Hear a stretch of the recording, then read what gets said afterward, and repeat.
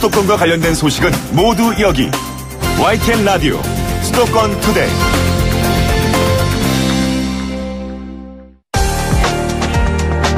투데이 포커스.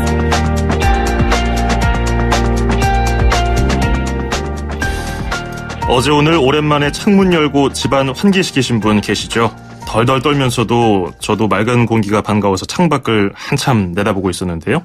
주말부터는 다시 미세먼지 농도가 높아진다고 합니다. 이렇게 잠시 괜찮은가 하면은 또 미세먼지 농도가 올라가는 경우가 반복되고 있습니다. 미세먼지 대책과 대처법에 대한 논의는 많은데요. 당장 한 번에 막을 수 있는 방법이 없다 보니까 일단은 사람들이 미세먼지를 피하고 보자는 생각을 많이 하는 것 같습니다. 우리가 일단 미세먼지에 대해서 잘 알고 있어야 할 텐데요. 지금 이 방송 듣고 계신 많은 분들 앞으로도 계속될 미세먼지 속에서 어떻게 살아가야 하나 답답하실 겁니다. 특히 아이 키우는 부모님들은 더 걱정이시죠.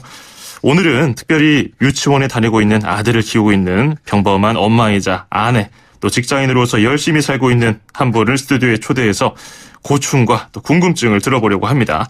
아마 YTN 라디오 애청자분들이면 익숙하실 겁니다. 상큼한 목소리로 아주 발빠르고 정확한 교통정보를 전해주는 나성숙 캐스터 소개하겠습니다. 어서 오세요. 안녕하세요. 반갑습니다. 우리 청취자분들한테 인사부터 한 말씀 하시죠. 네, 안녕하세요. 오늘은 교통캐스터가 아니라 아이를 키우는 엄마 대표로 나왔습니다. 제가 엄마들을 대신해서 열심히 정말 궁금증을 모아서 질문을 한번 해보도록 하겠습니다. 예, 오늘은 출근할 때 공기질 괜찮았죠? 네, 오늘은 아주 좋더라고요. 예. 또 눈이 약간 내려서 맞아요. 네네, 공기가 아주 좋았습니다. 아드님은 어떻게 유치원 보냈는가요, 지금? 오늘은 저희 시어머니께서 이 방송을 위해 시어머니 사랑합니다. 감사하게도.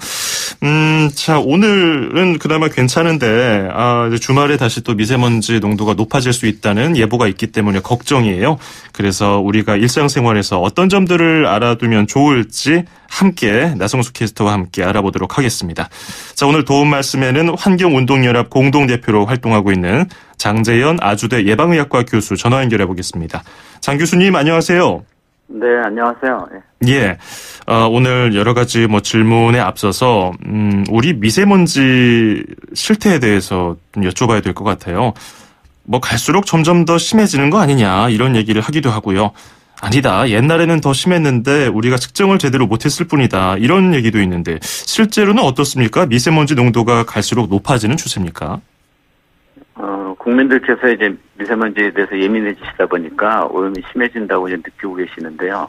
사실은 이제 굉장히 오랫동안 측정 데이터가 쌓여져 있고 그 데이터를 보면 오르락내리락은 있지만은 이제 대부분 도시에서 지속적으로 낮아져 온 게 사실입니다. 예. 배출가스 규제도 강화하고 가정용 연탄이나 이제 석유들 사용량도 줄었기 때문인데요. 문제는 이제 최근 몇 년 동안 제자리 걸음하거나 이제 뒷걸음하고 있다는 게 문제고요. 물론 이제 일부 지역은 개발이나 인구 급증을 해서 온도가 높아진 곳도 있기는 하지요. 예. 그러면 제자리 걸음이라든지 뒷걸음치고 있다는 것은 제도적인 문제인가요? 아니면 어떤 부분일까요? 저희가 이제 오염물질 배출량을 줄이는 노력들을 이제 상당히 많이들 해왔거든요. 예. 그래서 많이 줄었는데 최근 몇 년 사이에는 이제 그런 노력들이 이제 거의 좀 미진했기 때문에 다시 이제 높아진 부분도 있고, 물론 이제 여러 가지 기후변화라든지 이런 문제도 있다고는 하지만은, 하여튼 제가 보기에는 가장 핵심적인 거는 오염물질 배출량이 늘어나거나 또는 이제 줄여드는 게 하지를 못하다 보니까 이제 뒷걸음치거나 제자리 걸음하는 거겠죠. 예. 지금은 공공기관을 위주로 이런 저감 조치를 시행하고 있는데 민간에까지 이런 것들이 좀 강화되고 확대가 된다면 확실히 좀 나아질까요?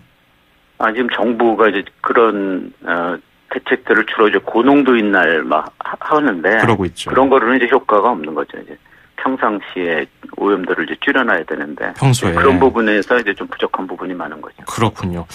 자, 그렇게 정부가 큰 그림으로 좀 큰 계획, 대책을 세우고 추진하고 있으면서 우리 일상생활에서는 어떤 자세로 어떻게 대처하면 좋을지 이 점도 참 궁금합니다.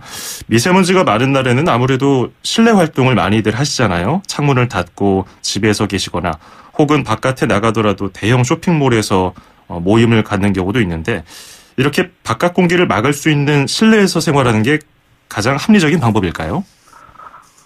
그것도 이제 조금 오해가 있는 부분인데 사실은 실내가 이제 공기순환이 안 되기 때문에 예. 오염도가 더 높은 경우가 대부분이에요. 물론 이제 밖에 나가면은 이제 미세먼지 높은 날 이런 이제 습도가 높고 안개도 끼고 하다 보면 이제 굉장히 이제 가시거리라고 그러죠. 그게 예. 나빠지기 때문에 기분도 이제 불쾌하고 불편하지만은 실내에 머문다고 해서 이제 그런 것들이 문제가 없는 것도 아니고 또 불안하면서 실내에 머무는 게 정신 건강에도 나쁘고 운동 부족으로 더 나쁠 수도 있죠. 예. 자, 여러 가지 오늘 궁금한 점이 많은데요. 특히 오늘은 또 환경운동연합 공동대표이시기도 하고 또 의사로서 여러 가지 또 답변해 주시면 좋을 것 같습니다. 특별히 오늘 유치원 아들 교수고 의사는 아닙니다. 그렇군요. 유치원 아들을 둔 학부모 대표로 저희가 앞서서 나성수 캐스터를 스튜디오에 함께 모셨거든요. 아이 키우는 엄마로서 궁금한 점이 많다고 해서요. 같이 좀 질문을 드릴게요. 네. 네. 교수님 안녕하세요. 저는 네, 나성숙이라고 하고요.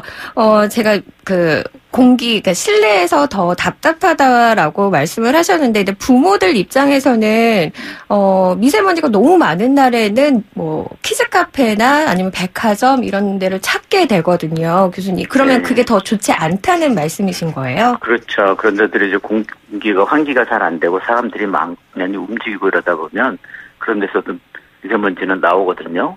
그렇기 때문에 오히려 농도가 이제 미세먼지 농도 높을 수도 있고 또 이제 개인적으로 이렇게 밀폐된 실내에 환기 안 하고 오래 계시다 보면은 산소는 줄어들고 이산화탄소는 늘어나고 그래서 건강에 나쁠 수도 있죠. 어릴 때 아마 배우셨겠지만은 환기 안 하면 이산화탄소 농도가 높아서 몸에 해롭다 이런 거 아마 옛날 자연 시간이나 과학 시간에 배우셨을 거예요.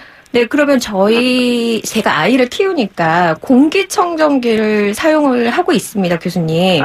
네. 네, 근데 공기청정기에 대한 사람들의 관심도 또 의존도가 계속해서 높아지고 있고, 저희 집만 해도 안방에 하나, 또 거실에 하나를 지금 두고 있고, 또 저희 유치원 엄마들도 기본적으로 한 2대 정도는 다들 사용하고 계시는 것 같아요. 그러면 창문을 닫아둔 채 공기청정기를 사용하는 거는 건강에 좋지 않다. 이건 저도 알고 있습니다. 그러면 가습기를 가동하고 공기청정기를 가동하고 1시간에 5분에서 10분 정도 환기를 시킨다면 그러면 공기청정기 사용해도 좋은 건가요? 공기청정기를 자꾸만 더 사시는 이유가 하나 틀었는데도 효과가 없기 때문에 또 사고 그러시는 거거든요. 제가 7대 사신 분까지 봤는데 우와, 네. 이렇게 공기청정기가 그만큼 이제 효과가 제한적이라는 거고요. 그 다음에 이제 미세먼지 피하려고 하다가 이제 산소 부족이라든지 또 다른 가구나 여러 가지 조리 이런 데서 나오는 다른 물질도 있잖아요. 네. 그런 것들은 공기청정기가 걸러주질 못하거든요. 잘못하다가는 여우 피하려다가 이제 호랑이 만나는 꼴이 되죠.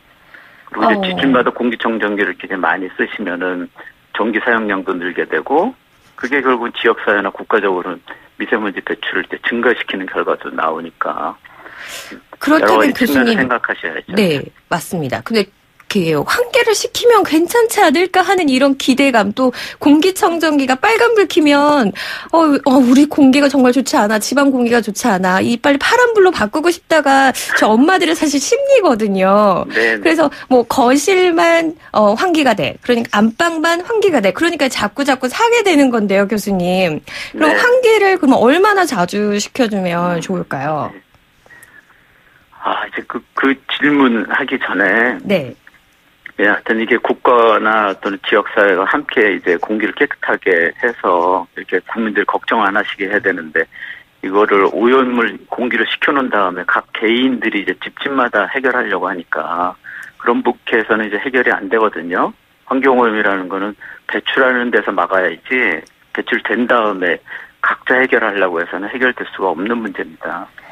그래서 이제 공기청정기 갖고 해결하기가 굉장히 어렵고 환기를 얼마큼 자주 해야 되는가 하는 거는 물론 이제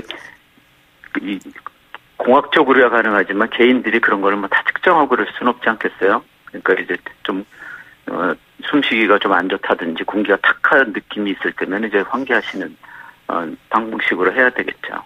네, 알겠습니다. 그러면 제가 다른 질문을 한번 드려볼게요. 네. 제가 미세먼지 심한 날은 대부분 사실 외출을 하지도 않고 아이를 키우고 있기 때문에 놀이터에 나가지 말아라. 뭐 유치원 자체에서도 아이들을 그 놀이터에 바깥놀이를 하지 않아요. 미세먼지가 많은 날에는. 그러면 이 아이들이 혹시 놀이터에서 놀다가 집에 돌아왔을 때 옷에 묻은 미세먼지를 털어내고 손만 씻을 정도만으로도 괜찮나요? 아이들한테서 묻어있는 먼지는 사실은 미세먼지라기보다는 놀이터에서 놀았기 때문에 흙먼지들이 더 많겠죠? 네네. 공기에 있는 미세먼지가 나쁘다고 해도 그게 무게가 마이크로그램 단위거든요. 그러니까 옷에 묻은 미세먼지를 턴다는 건 좀 황당한 얘기고, 그거는 일반 흙먼지나 여러 가지 다른 먼지겠죠? 그러면, 저희 아이들이. 그러니까 그거는 당연히 네네. 위생상 잘 털어야 되겠죠. 그렇죠, 그렇죠. 그리고 놀고 오고 이래서 손이니 얼굴이 더러워졌으면, 그건 당연히 잘 씻어야죠. 위생 측면에서. 그러면 어떻게 씻어내면 좋아요, 교수님? 아니, 그것이 근데 미세먼지 때문이다 이렇게 생각하시면 안 되는 거죠.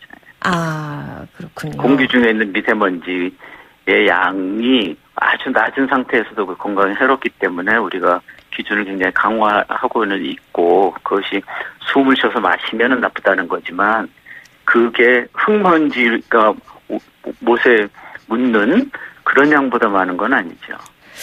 근데 부모들 입장에서는 미세먼지가 묻어있을 것 같은데 그래서 눈이나 코나 이렇게 호흡기도 한번 좀 씻어줘야 되지 않을까 하는 이런 생각을 가지고 있긴 합니다. 그래서 뭐 비누도 밖에 나와서 놀고 오면 당연히 들어오면 손과 얼굴을 씻는 거는 네, 그건 당연한 네. 거죠. 근데 어떻게 씻어야 되는지, 머리부터 발끝까지 샤워를 시켜야 되는 건지, 아니면 그냥 손과 발만 시켜도 괜찮은 건지, 미세먼지 심한 날에는. 미세먼지하고는 상관없이 그냥 위생하고 관련된 거죠. 그러니까 아이가, 먼지가 많이 묻었으면 다 씻겨야 되는 거고, 손만 더러워졌으면 손 얼굴만 씻으면 되는 거겠죠. 그러면 미세먼지가 더 심하다고 해서 더 깨끗이, 더 청결하게 씻을 그렇죠. 필요는 없다는 거죠. 그렇죠. 그런 건 아니죠. 알겠습니다. 그럼 저 하나만 더 여쭤볼게요. 네. 저희 아이들이 대부분 유치원에서도 감기가 돌면 무슨 다 감기다 이런 문제도 있긴 하지만 미세먼지가 심한 날에는 제가 병원을 가게 되면 아이들이 호흡기 질환 환자들이 굉장히 많아요. 그리고 또 저희 아들도 호흡기가 매우 약하고 또 바깥놀이를 잘 못하기 때문에 뭐 그런 이유도 있겠지만 또 소아과나 이비인후과 병원 의사 선생님들 만나면 마스크 착용해라, 또 뭐 손발 깨끗하게 씻어라, 미세먼지 많은 날에는 외출을 자제해라 이렇게 말씀을 하시거든요.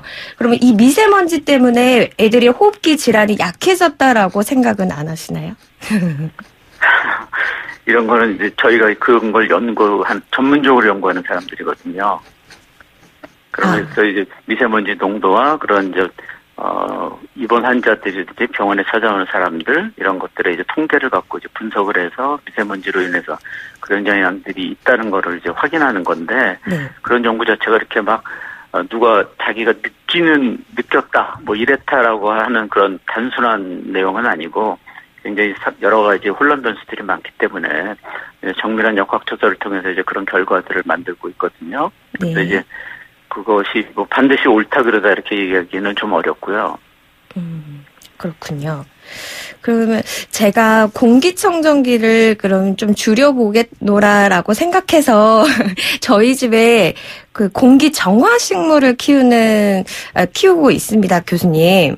근데 저희 엄마들도 되게 궁금해 하는데, 만약 공기청정기를 줄이고자 해서 식물들을 많이 키운다면 얼마나 많은 식물들을 집에서 키워야 되는지 사실 궁금하거든요. 또 뭐 주방에는 어떤 식물, 또 안방에는 어떤 식물, 거실에는 어떤 식물이 좋을까, 막 이런 연구하는 엄마들도 사실 있거든요. 혹시 이제 미세먼지에 대한 걱정들이 이제 많아지시다 보니까 여러 가지 이제 과학적으로 입증되지 않은 사실들이 많이 돌아다니거든요. 네. 그리고 이런 것들이 어떻게 보면 아까도 말씀드렸듯이 미세먼지 배출이라는 게 이제 연료, 연소, 소각 뭐 이런 것들에 의해서 만들어지는 거기 때문에 그런 부분들을 잘 관리해서 오염 자체가 안 되도록 이제 노력을 해야 되는 건데, 그런 부분들에 이제 국민들 관심이나 정부 대책들이 이제 집중되는 게 아니고 이 어떻게 해서든지 개인적으로 좀 피해보자 하는 그리고 그런 것들에 이제 관심을 갖고 하다 보니까 상당히 이제 속설 같은 것들에 이제 많이 귀를 기울이시게 되고 그런 성향들이 있습니다. 그러면 교수님, 저희 아이들을 지키기 위해서 미세먼지로부터 부모들은 도대체 어떻게 해야 되는 건가요? 그러니까 지금 방금 말씀드렸듯이 미세먼지 배출하는 곳들이 배출을 안 하거나 줄이게 해야 되지 않겠어요? 근데 그건 부모님들이 할 수 있는 일은 사실 아니거든요. 왜 그렇게 부모들이 하는 일이 아니에요. 그것이 결국은 국가 세금이라든지 또는 정부의 여러 가지 행정이나 조치들이 미세먼지를 배출하는 기업이나 또는 여러 가지 그 배출원들에 대해서 그렇게 줄일 수 있도록 사용하게끔 만들고 또 그런 정책들이 진행될 수 있게끔 해야 되는 거죠. 그럼 지금 당장 할 수 있는 거. 당장 하는 것들은 미세먼지 농도가 이제 높은 날 많은 나라들에서 이제 과학적으로 공고하고 있는 거는 호흡량들이 늘어나면 이제 미세먼지 흡수량들이 늘어나니까 그런 것들을 막기 위해서 이제 운동, 좀 격렬한 활동이나 운동들을 좀 줄여서 호흡량들을 줄이는 그런 방법들을 공고하고 있어요. 그러니까 아이들을 예를 들면 뭐 등산을 하려고 했으면은 뭐 한 서너 시간 하려고 했으면 1시간을 줄인다든지 그런 등산 대신 산책을 한다든지 이렇게 해서 이런 방법들을 이제만 유일하게 사실은 과학적으로 근거가 있기 때문에 공고하고 있어요. 예. 뭐 엄마들 걱정이 이만저만이 아닌데 또 궁금한 점 많았던 것 같습니다. 저도 이제 들으면서 몇 가지 평소에 의문이 있었던 점 여쭤보려고 하는데요. 마스크를 우리가 미세먼지가 많아지면은 뭐 비 올 때 우산 쓰듯이 자연스럽게 쓰고 있는데 사실 이게 제대로 얼굴에 밀착되지 않으면 소용이 없겠다는 생각이 듭니다만 또 안 쓸 수가 없어서 착용하고 있거든요. 마스크 착용에 대해서는 어떻게 보세요? 마스크는 지금 방금 말씀하신 대로 이제 완벽하게 밀착하지 않으면 효과가 없죠. 예. 밀착되지 않은 부분으로 대부분 공기가 들어오기 때문에. 근데 그렇다고 해서 이제 완전히 밀착해서 쓰다 보면 숨쉬기가 굉장히 힘들어지잖아요. 그러면 이제 그만큼 산소가 공급되는 부분도 방해가 되고 그래서 마스크 착용 자체가 또 나쁜 경우도 많이 있습니다. 그래서 사실은 우리나라 정부는 마스크를 지금 이렇게 공식적으로 권고하고 있지만 외국 정부에서는 이렇게 마스크들을 정부가 권고하는 경우는 거의 없습니다. 그런가요? 그 마스크를 권고하지 않으면 그럼 다른 나라에서는 어떤 방법을 좀 권장합니까? 지금 방금 말씀드린 대로 이제 호흡량이 늘어나지 않게 하는 방법, 지금 이제 육체적 활동이나 강도나 시간을 줄이는 방법들을 공고하고 있습니다. 그렇군요. 우리 나성수 캐스터도 이제 아이에게 마스크 씌울 때 아무래도 겉 포장지에 있는 KF 뭐 숫자 뭐 높은 걸 쓰면은 더 좋겠거니 해서 높은 걸 주로 쓰나요? 네, 저희 아이는 대부분 80, 94, 이 정도는 쓰는데요. 근데 사실 아이들이 답답해 하긴 해요. 그러니까요. 놀이터에 갈 때도 엄마들이 그냥 마스크를 쓰기 싫어하니까 놀이터를 그냥 안 가는 쪽으로 선택을 하는 부모들이 더 많거든요. 근데 교수님, 그러면 엄마들은 유치원 등교할 때나 학교할 때 그 잠시라도 사실 마스크 착용을 쓰게 하고 싶은데 그럼 그것도 사실 필요 없다라고 생각을 하신 거예요? 그러니까 이제 마스크라는 거는 개인적인 그 보호구인데 그 마스크를 쓰지 않았을 때 불편함을 느끼면 마스크를 쓰고 불편하지 않으면 오히려 그냥 마스크를 쓰지 않는 것이 좋은 방법이죠. 예. 불편하지도 않은데 마스크를 써서 불편하게 만드는 거는 오히려 건강에 더 해로울 수도 있다는 말씀입니다. 예, 노약자들의 경우는 그 KF 뒤에 숫자가 무조건 높은 것을 써서 숨이 쉬는 게 답답하다면은 오히려 다른 뭐 호흡기라든지 다른 쪽에 문제가 생기지 않을까 걱정이거든요. 이 부분에 대해서는 어떻게 보시는지요? 네, 그런 부분들도 해외 그 여러 가지 정부나 또는 의학 기구들에서도 다 똑같은 말을 하고 있습니다. 예. 그러니까 미세먼지 걱정을 갖다 과도하게 해서 그것 때문에 오히려 이제 산소를 갖다 덜 마시고 또 몸에 힘들게 만들면은 그것으로 인해서 오히려 더 나쁠 수도 있다라는 것들 때문에 그런 이제 주의를 하고 있는 거죠. 예, 그 숫자 표기에 따라서 그 공기가 걸러지는 게 달라지는 만큼 숨 쉬는 것도 좀 힘들 수가 있으니까요. 본인에 맞는 그 숫자 적당한 것을 좀 찾아서 쓰는 게 또 필요할 것 같네요. 그러니까 불편함이 느껴지지 않는 정도에서 예. 사용을 하셔야 되고 그런 것이 이제 가장 현명한 방법입니다. 그렇군요. 그러면 교수님 혹시 이게 미세먼지를 이렇게 마시면 폐에 축적이 된다, 뭐 잘 배출이 되지 않는다라는 설이 많아서 그래서 엄마들은 이제 마스크를 쓰게 되고 또 아이들한테도 마스크를 쓰이게 되는데 그럼 이 미세먼지를 마셨을 때 이걸 배출을 하려면 물을 많이 마신다. 왜 다른 방법이 혹시 있나요?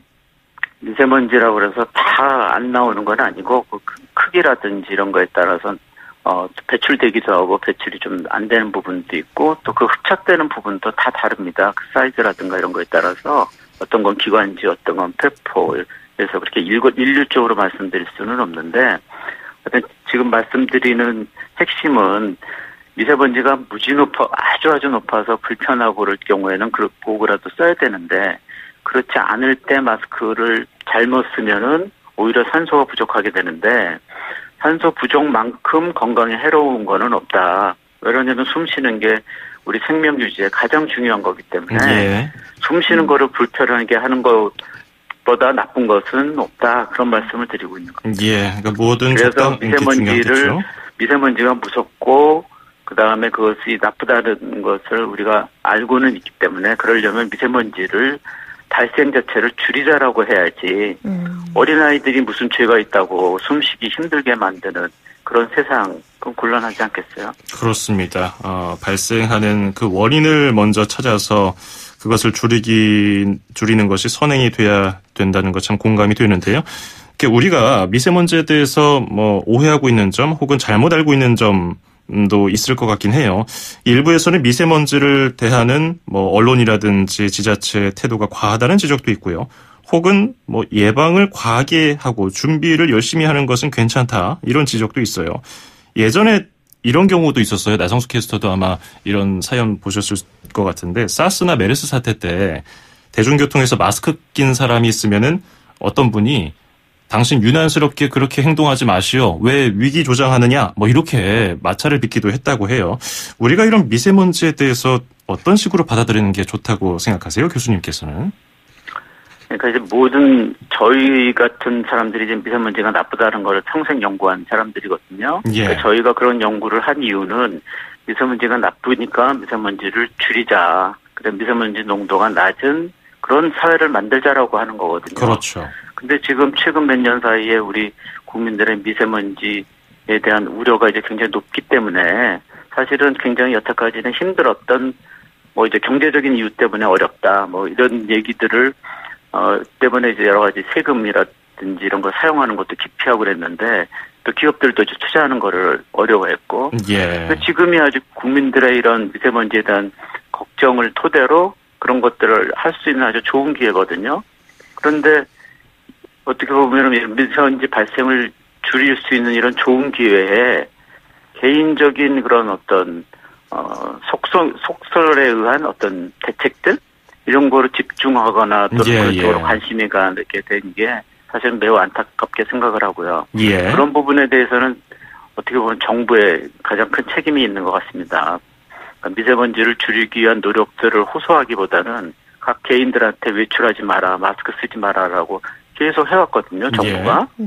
그리고 언론들도 그런 걸 받아서 그대로 쓰다 보니까 국민들도 그렇게 하는 것이 맞는 것인가 보다 이렇게 돼버린 거거든요. 예, 예. 근데 세계 어떤 나라들도 미세먼지가 나쁘다라고 하면서 그 다음 얘기는 그러니까 미세먼지를 줄이자는 거죠. 그럼 미세먼지를 줄이려면 뭘 해야 되냐. 연료 사용이나 소각을 줄이고 연료들이 이렇게 석탄이나 이런 안 좋은 연료들을 좀 청정 연료로 전환하고 예. 그래도 배출되는 미세먼지는 좀 방지 장치를 설치하든지 해서 줄이자. 그래서 그런 작은 효과가 작은 것들이라도 모여서 큰 효과를 나타내서 좀 우리 사회를 좀 깨끗한 사회로 그다음에 저에너지 고효율 사회로 만들자라는 것이거든요. 예, 예. 근데 이런 노력들이 지금 중심이 안 되고 각 개인들한테 책임과 또는 대처 방법을 갖다 다 이렇게 떠넘긴 그런 지금 상황이 이제 좀 잘못됐다고 보여집니다. 알겠습니다. 지금이라도 빨리 바로 잡혔으면 좋겠다. 예. 이런 생각을 합니다. 저희 수도권 투데이에서도 미세먼지와 관련해서 정말 많이 인터뷰를 해왔었는데 지금까지는 뭐 정책이 어떻게 흘러가고 있고 뭐 미세먼지 전망은 어떻고 이런 얘기를 주로 해오다가 일상생활에서 정말 궁금한 점은 무엇일까, 또 다른 시각으로 미세먼지를 바라볼 수는 없을까, 이런 고민 끝에 오늘 인터뷰 자리를 마련했는데요. 오늘 도움 말씀 알기 쉽게 잘 설명해 주셔서 고맙습니다. 잘 들었습니다. 네, 감사합니다. 네, 지금까지 환경운동연합 공동대표로 활동하고 있는 장재현 아주대 예방의학과 교수와 함께했습니다.